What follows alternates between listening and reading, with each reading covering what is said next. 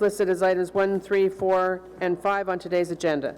For the items just mentioned, only those who make oral submissions today or written submissions before the amendments are adopted may appeal to the matter to the local planning appeal tribunal. In addition, the applicant may appeal the matter to the local planning appeal tribunal if council does not adopt an amendment within 90 days of receipt of the application for zoning and 120 days for an official plan amendment. The comment sheet is available at the door for anyone wishing to submit written comments on these amendments. Excuse me? How many days for official plan amendment? It's changed. That's why I say it now. Did you want it? It's not like something we have in our control. It's 120 days? And it's 90 days. 90 days for receipt of the planning. Oh, this is an inside joke. Okay. All right. So when I spoke previously and said maybe we could beat everybody else coming to committee, I can tell you that we do have regrets from Councillor Brockington is at the airport this morning on city business, and Councillor Shirelli is not here. And Councillor Hubley, I haven't heard from him, but let's face it, he's very busy. Okay, and Councillor Blais is here, even though you're not seeing him because he's behind you. All right. Any declarations of interest? Confirmation of minutes from the meeting on September 26th. Carried?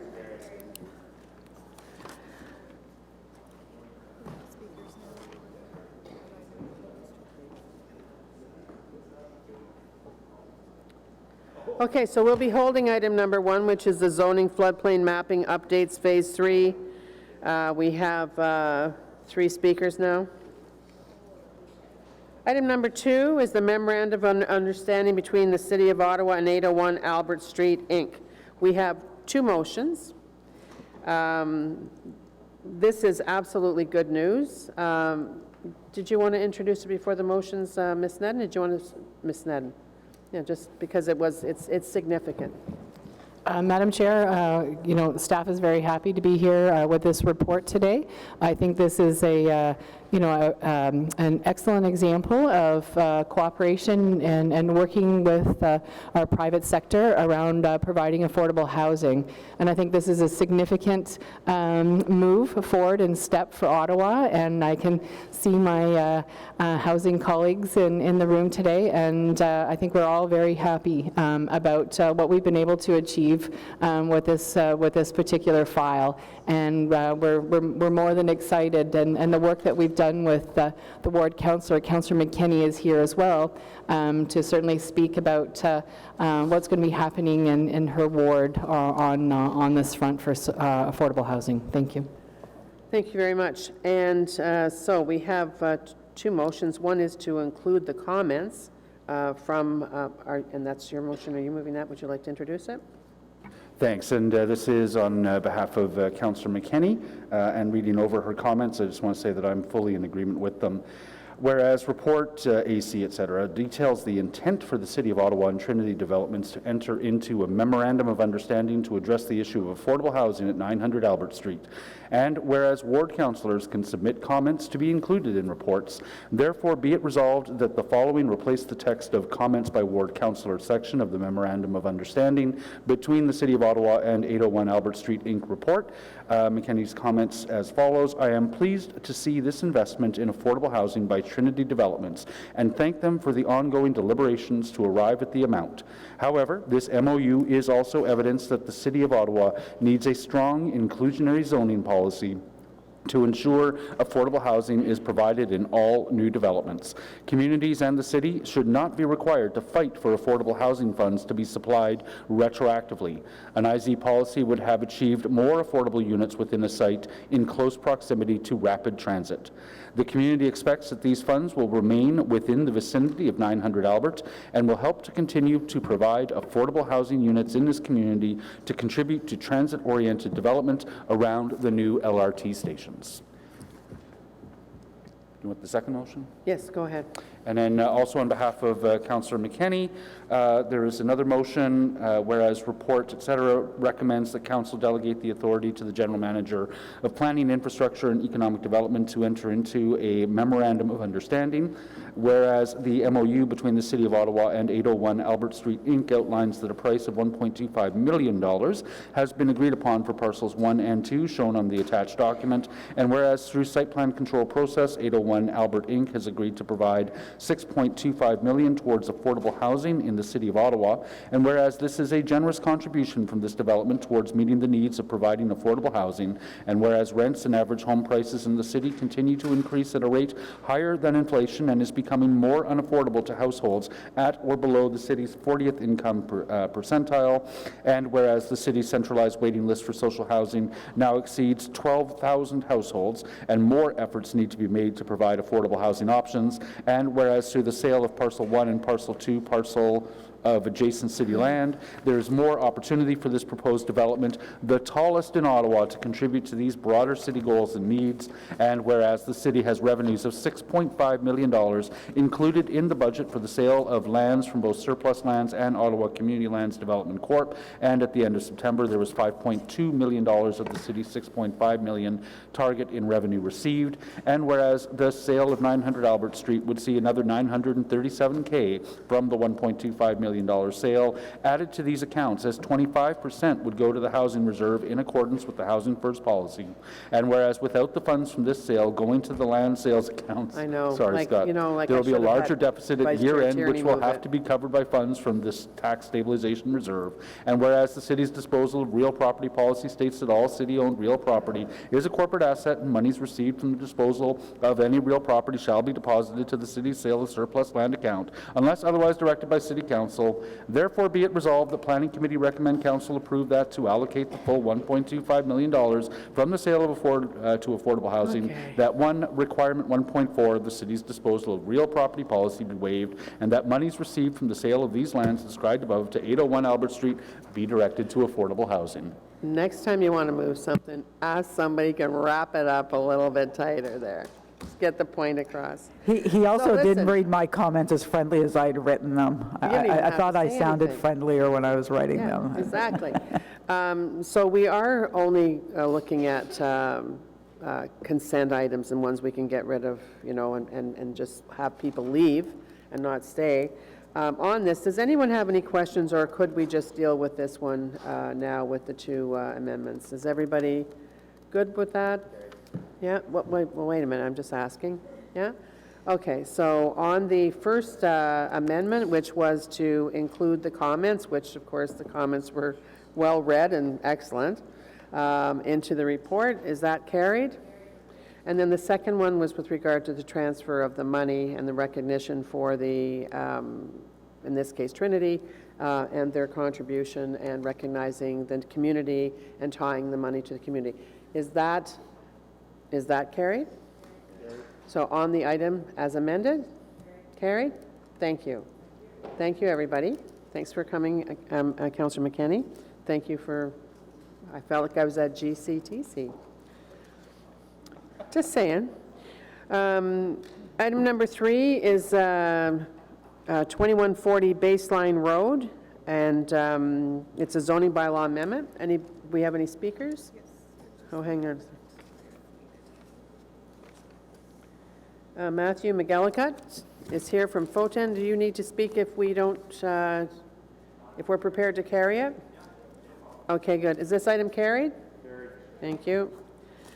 Item number 4, zoning bylaw amendment, part of 3718 Greenbank Road. I'm pretty sure we have nobody here for this one. They'd have to find it first. Jamie Posen. Jamie, you don't need to speak if we don't need to. Okay, thank you. Is this item carried? Thank you. Zoning bylaw amendment, 350 Terry Fox Drive is item number 5. It's in Canada North.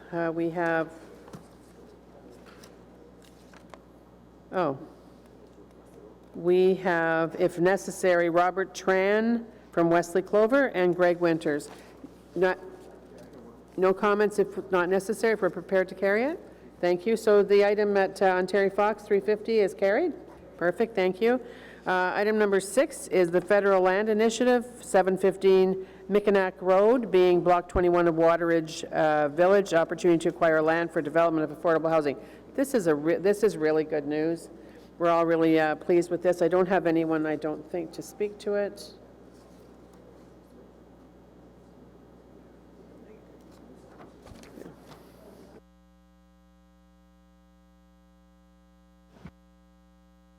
Is this item carried?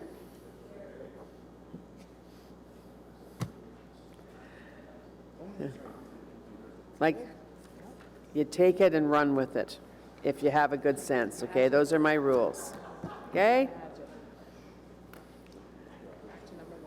Okay.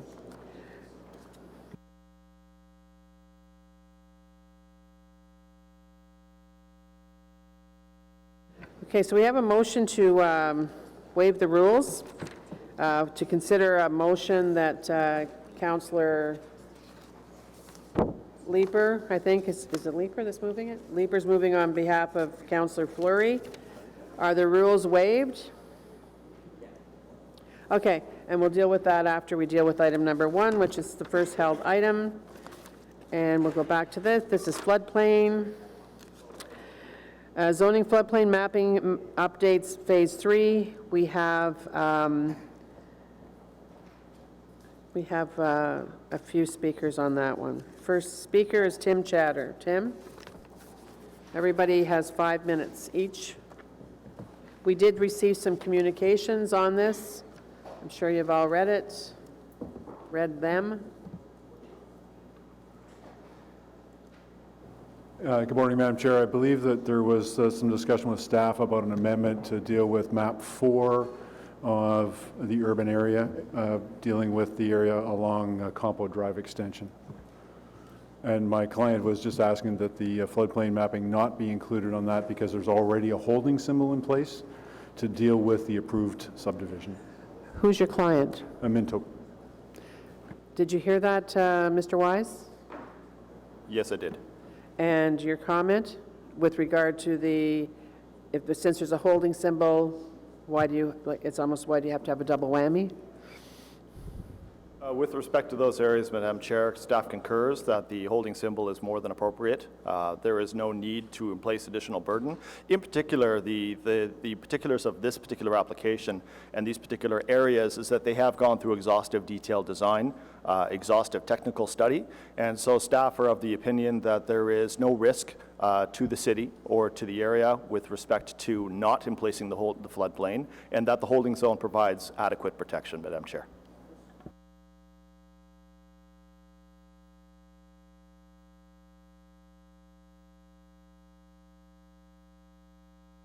So we have actually a technical motion that Vice Chair Tierney is going to read. Well, you're going to, yeah, I know you're going to. Yeah. All right, thanks, Madam Chair. It's a technical thing. There's a beautiful graphic on the back. Therefore, be resolved that map 4 and document 2 be replaced with the attached map 4, which does not apply the floodplain overlay to the subject land, and be it further resolved, no further of notice provided pursuant to Section 3417 of the Planning Act. Thank you for bringing that to our attention. Thank you. Yeah, and thanks, Mr. Wise. And Lorraine, what's your last name? Stevens? Thank you. I do have your name here, Lorraine Stevens. Okay, next up is Greg Winters. First of all, for CM Developments, and then for FRP Properties. I don't know what either one of those stands for. What does the CM stand for? I apologize for my handwriting. It's actually CU Developments. That's Claridge Uniform okay. together. So they filed a development application on the west side of March Road in Canada North.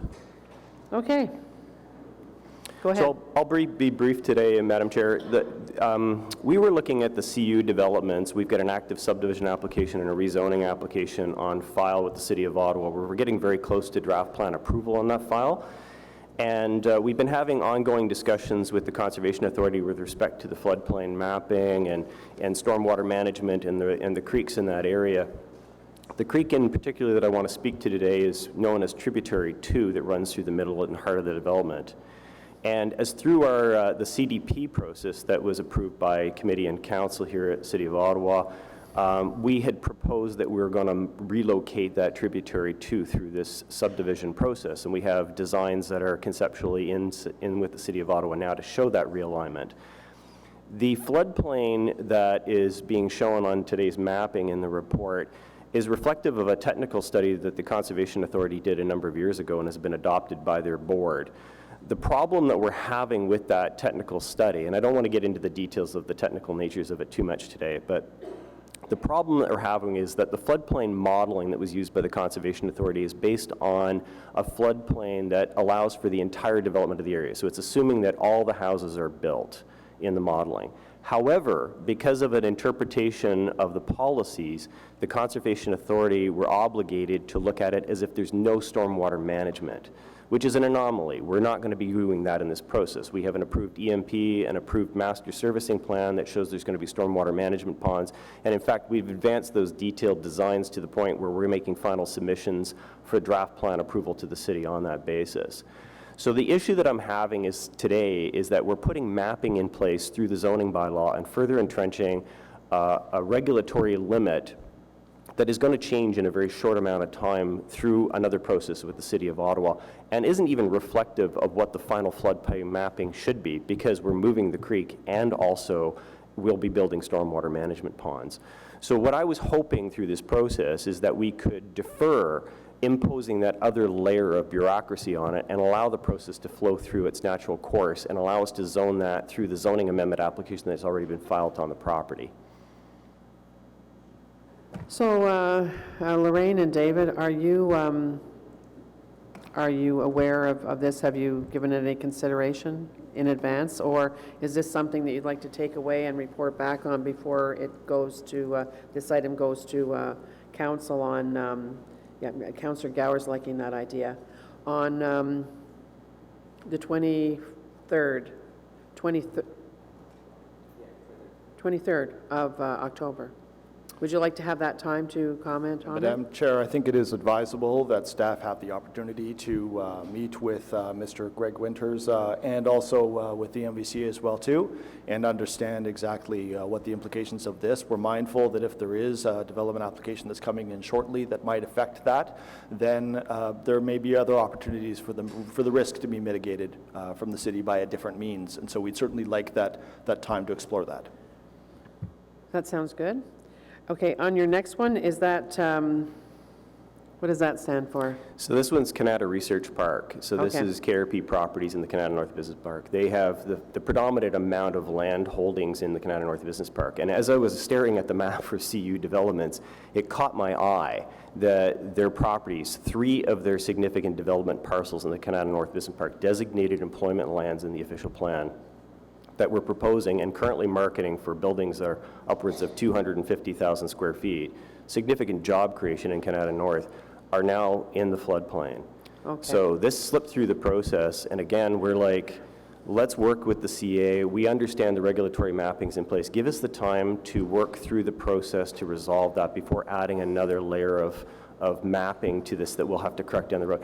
These sites cannot be tossed away. They were approved in 2000. They're registered blocks on a plan of subdivision, and they need to remain as development parcels. Okay, that's significant too. So we have, anyone have any questions for Mr. Winters? Okay. Yes, Councillor Moffat? So in both these cases, it's the Mississippi Valley Conservation Authority? Did you? Yeah, through the chair, it's both in the jurisdiction of the Mississippi Valley Conservation Authority. So during their process, because I mean, this is the end of the process. When it comes to Planning Committee and Agricultural Affairs Committee, it has already gone through an extensive process, consultation process, meeting with landowners, working with the various authorities to deal with these before it actually finally gets to us. So it's not like it's news to anyone as to what's happening by the time it gets to this point. So did you work with the MVCA on this when these came up?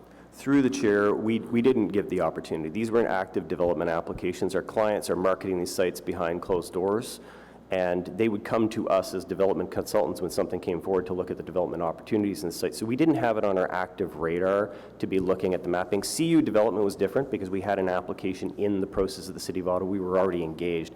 It was only by accident that I happened to notice the mapping the other day and bring it to my client's attention. And then they gave me direction last night to appear here before you. KRP would have been notified of the floodplain mapping. The assumption is, like, I've looked at the public consultation record, and I'm not going to debate that city staff did have numerous public open houses. There was a website. There is notice that apparently went out. But being a large corporation, I don't know whose desk this might have ended up on. I can't even presume as why they wouldn't have brought this to my attention to say, hey, we've got a development saying. They surely would have noticed that it was a problem if it had been brought to their attention. It's just difficult because like private homeowners don't necessarily have the luxury of having someone like yourself come and speak on their behalf at committee like this, and yet private homeowners are the ones who are largely impacted by floodplain mapping if it's manipulated by a larger group and a larger landmass, because ultimately it's like it's like a bathtub. If you take water to one side, it's got to go somewhere else on the other side. So it's, you know, the risk here to everyone else in that watershed is that if something happens here, it's going to cause a further floodplain issue elsewhere. Through the chair, in both of these cases, there has actually been significant study for the floodplain mapping in this case. I think it's just a matter of topography. For all we know at this point in time, the mapping may be suggesting that there might be 1 inch of water on the KRP sites, for instance. The Canada North instance for CU developments, it's even better. We've done our own modeling. We're working with JF Sabourin. We're working with DSEL Engineering, who are doing the applications for Vailcraft and for Minto across the street. So we have full confidence that the small amount of area between our sites and leading to the Ottawa River are not going to be impacted by what we're proposing today. It's just a technical issue that we just have to work our way through to resolve. Okay. We have one, the one that we heard from Vailcraft too, that is a different conservation authority. It's the Rideau Valley, right? So no, it's still the Mississippi one as well. Okay, so I want that one included. Councillor Gower? I guess it's part comment and maybe staff can clarify, because I don't want to share incorrect information. I think we should be very, very careful as a committee, as a council, to start playing around with floodplain mappings and technical reports around floodplains. I think we're putting ourselves and residents and landowners at significant risk if we start changing things. This is an extensive study. There have been many steps in the process that Mississippi Valley Conservation Authority and their experts have gone through. We also sat at Agriculture and Rural Affairs last week and heard from several landowners with similar concerns. And what we told them was there's a process. If you have a concern about the floodplain mapping, there's an appeal process. There's a process where you can hire your own engineer, and I think we should be applying the same criteria here. But maybe staff could just very quickly, at this point, if any landowner, a corporation or a resident, has a concern about the accuracy of the floodplain maps, what is the process for them to raise that at this point? Madam Chair, the floodplain mapping is from the conservation authorities. In this case here, the floodplain mapping is board approved by the conservation authority. So you're right, it has gone through a rigorous technical process. With respect to amendment of the floodplain, it does need to go through the conservation authorities as well too, in order for them to review and assess what the implications of that would be. You're indeed very correct. There are indeed upstream and downstream implications of these, and there are certainly an awful lot of technical studies that need to be done in order to ensure that the capacity of the floodplain is maintained. What staff do with respect to development reviews is, as part of the development application process, whether it be through a subdivision process or through a site plan process or some other development process, where it involves the floodplain, is staff would require rigorous, detailed, and technical studies to understand what the impact of that site would be, and also to ensure that that development is actually interfacing with the Conservation Authority and having those discussions with them as well too. When a development is fairly early in the process, staff generally do like to see that floodplain zoning in place to provide that additional protection, again, to manage the risk with respect to the city's interest as well too. It's certainly in no one's interest to have additional risk exposure put out there. As the development moves its way through the development application process, begins its process of technical studies and working its way through and providing far more detail on what is happening with that site, then that level of risk gets attenuated, becomes managed a little bit more.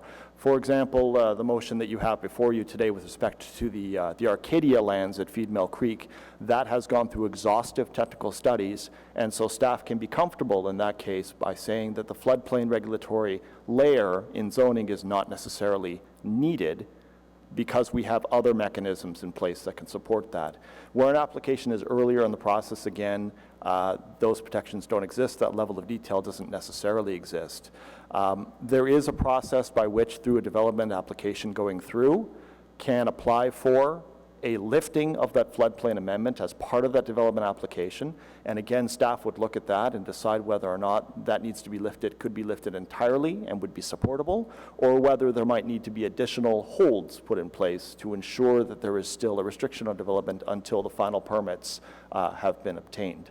So in this case here, what Mr. Winters has pointed out is there are a number of detailed technical studies that are incoming, the status of which staff at the table here do not know. So we'd like to have an opportunity to have the conversation with Mr. Winters and also with the Conservation Authority and understand what the level of detail is that they're at, and then to be able to come back to council with a recommendation on whether to continue with the emplacement of the zoning or to potentially go by a different mechanism.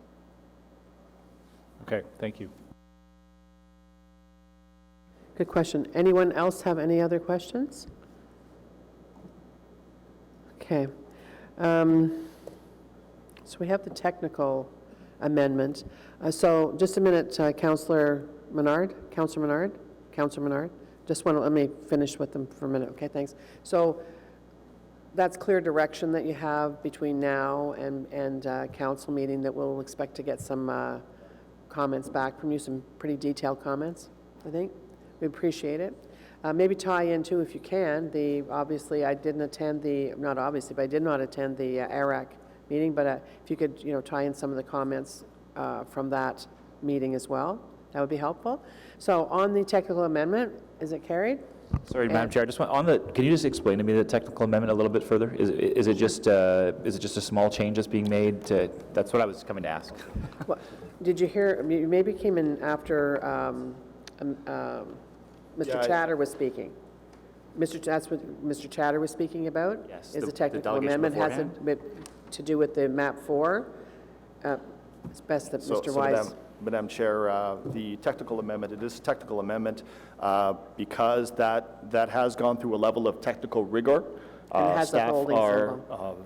very satisfied. That has already gone through a very detailed technical level of analysis, both with the city and also with the Conservation Authority, and we feel that the holds by themselves provide enough regulatory protection to safeguard that. Yeah.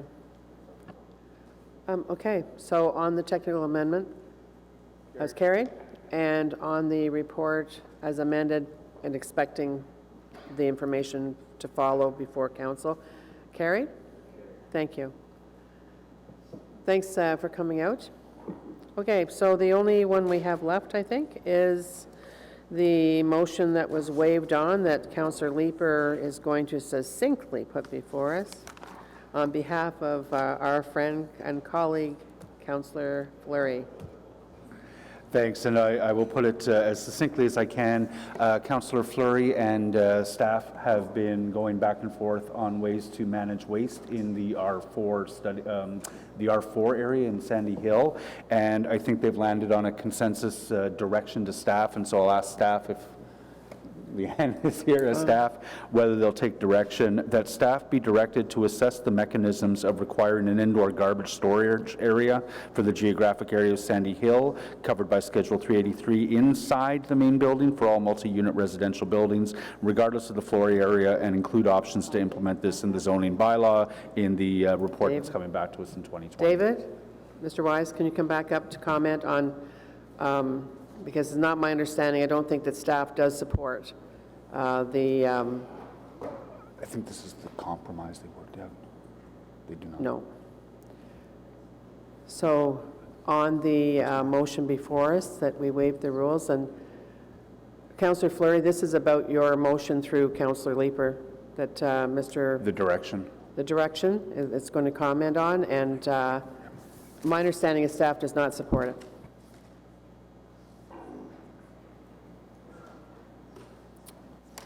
And so we're looking for your comment on whether you support it or not, but also on what the impact is. Madam Chair, I would say that staff have some reservations concerning it. Staff are mindful that we are currently engaged in the R4 technical analysis as part of the R4 Phase 2, where we are assessing the ability to develop multi-unit buildings, low-rise apartments within the R4 zone. As part of that technical analysis, we are looking at all of the various mechanisms that go into a low-rise apartment, from the garbage and waste management area to the amenity area, building entrances, all of those various structural features. We certainly understand what the implications of removing a certain area from inside the volume of a building in terms of it needing to be compensated elsewhere, either through changes in the performance of that building, either through quality or envelope size, or potentially having those costs passed down to an end user or an end buyer. So certainly staff are mindful that there are implications with respect to the imposition of an additional constraint on multi-unit buildings. However, staff are currently working our way through that, and that is something that staff could incorporate within the boundaries of the R4 Phase 2 in terms of assessing the mechanisms of how that could be done, if that were so desired.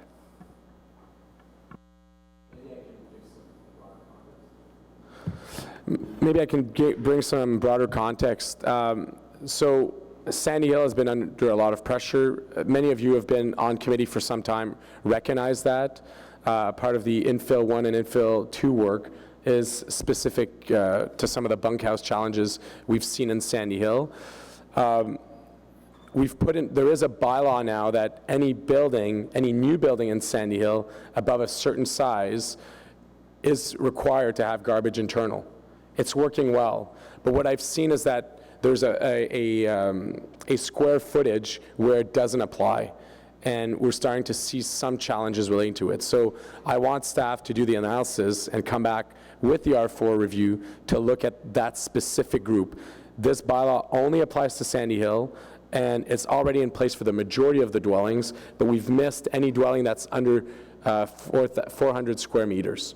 So that's what they'll be looking at, and that's what we'll be discussing as part of R4. I just want to give a direction. And this, again, is specific to Sandy Hill. And we've already given a direction relating to garbage being internal, but not for smaller sized dwellings. But I think that's what Mr. Wise was saying, that they are looking at it for internally on certain sizes, but you're taking it to any size now. And what you're saying is, say it again, the reason that you said that you think compromise actually, the ability. Well, Madam Chair, I think the challenge that we have is with an indoor garbage storage area is they all need to be of a certain size in order to be able to move the bins back and forth and to be able to have access. So which means that these rooms are the equivalent of removing about a bedroom in size in terms of that spatial area. That is something that on a larger building is more easily able to be accommodated. On a building that is less than 400 square meters in size, that becomes a more significant portion of that building's floor area. And so the question in staff's mind is what is the value with respect to the benefits and the pros and cons of doing that? And again, what are the unintended consequences of imposing that type of imposition on that internal volume? Councillor Leeper? And then Councillor Blais? So I don't want to go down the path of pre-debating whether or not requiring smaller buildings to manage their garbage internally is or is not a good idea. I'm not sure that if it came forward as a proposed zoning amendment, that even I would support it. We have an affordable housing crisis, and adding one more unit into something that might otherwise be a 5-unit building is potentially a good thing. But I don't want to pre-debate today the advisability of doing that. And I think supporting Councillor Fleury in trying to get all the options on the table to deal with a very particular issue in a very particular geography is well worth doing. Councillor Blais?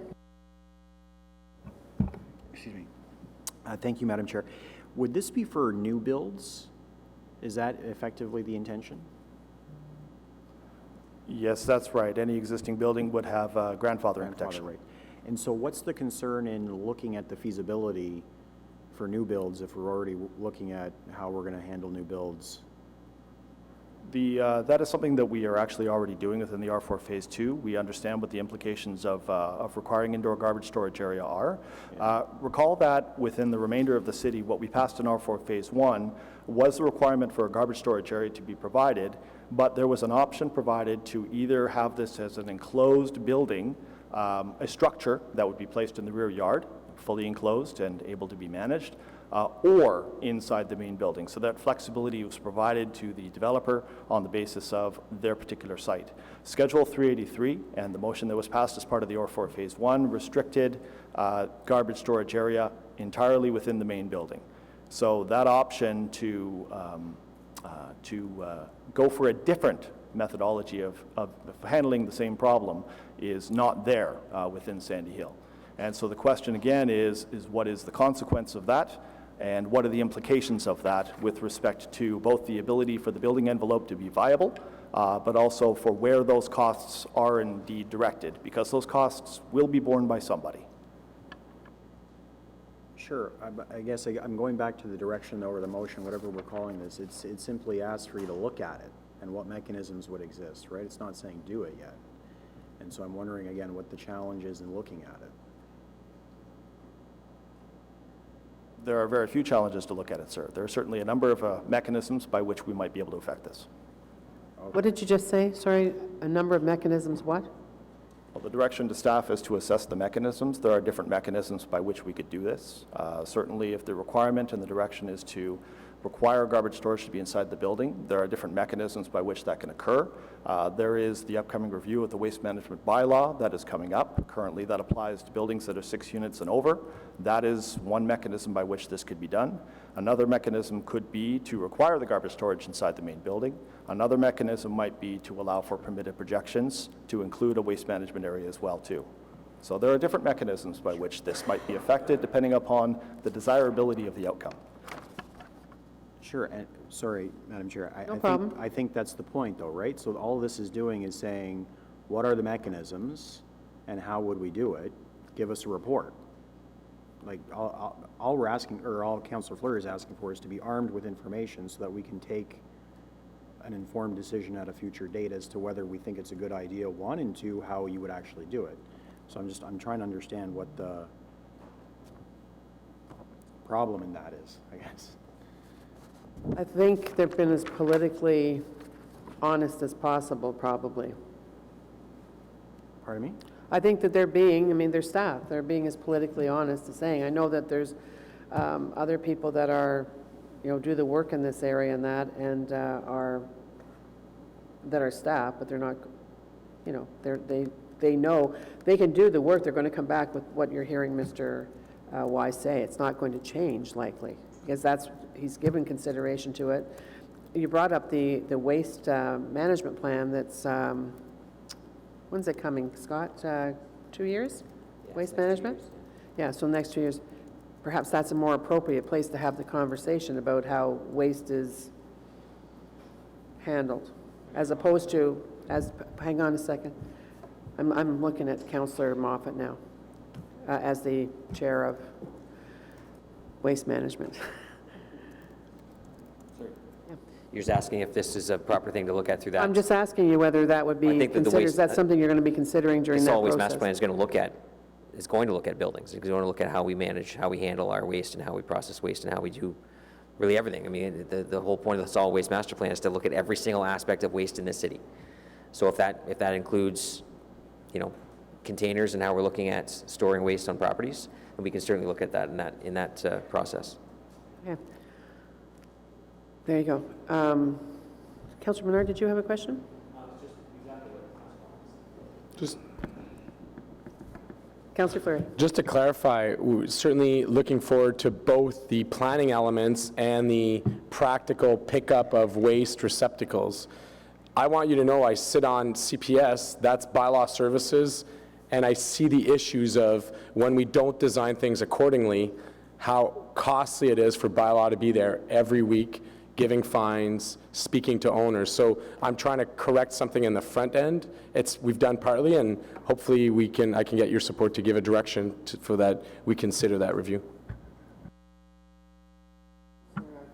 Sorry, Councillor Goward? So I think we're still on whether we're even going to waive the rules to discuss this, am I right? I'm curious why this has to be discussed today, and why this isn't an inquiry or a notice of motion or even a direction. What's the urgency today is what I'm not clear on. Just want to make sure it can be done ahead of the R4 review phase 2, which will come to us early next year. So there's a lot of work prior to that, and want to make sure that they include in their workload. Mr. Wise? Comment on what Councillor Goward just said. The initial waste management area that was determined in the R4 Phase 1 was as a direct reaction to the issue of bunkhouses. Those were the excessively large, excessive bedroomed buildings that were occurring within the inner city area, particularly in Sandy Hill, but also occurring as well too within Centretown and the Glebe and Heron Park, and some as well too in Hintonburg as well too. And so when staff crafted the exception to say that this would apply to buildings of 400 square meters and more, it is because staff saw that there was a gap that was occurring between small buildings and buildings that were less than 6 meters that were not covered by the waste management bylaw. And so we wanted to ensure that there was in fact a dedicated garbage storage area to accommodate those large buildings. It was not staff's intention that this would apply to all buildings, that this would apply to buildings that are of a smaller footprint, that are more compatible and more contextual with the neighborhood. That being said, of course, if staff are directed to look at the implications of adding an indoor garbage storage area within that, staff would do so. We are mindful, however, though, that that would require more detailed modeling and analysis of what that implications would be on the floor print, but that is something that staff could incorporate. Okay. Anybody else have anything to say? So on the motion for direction to consider that as part of the R4, is that carried? Carried. Okay. Anyways, it was good to have the discussion, and we'll see what you come back with. Thank you. Thanks, Councillor Fleury. All right. Guess what? We are, I think... Yeah, any notices of motion? No? Any inquiries? I don't think there's any other business. Okay, so we'll see you again the day after council, October 24th. That's it.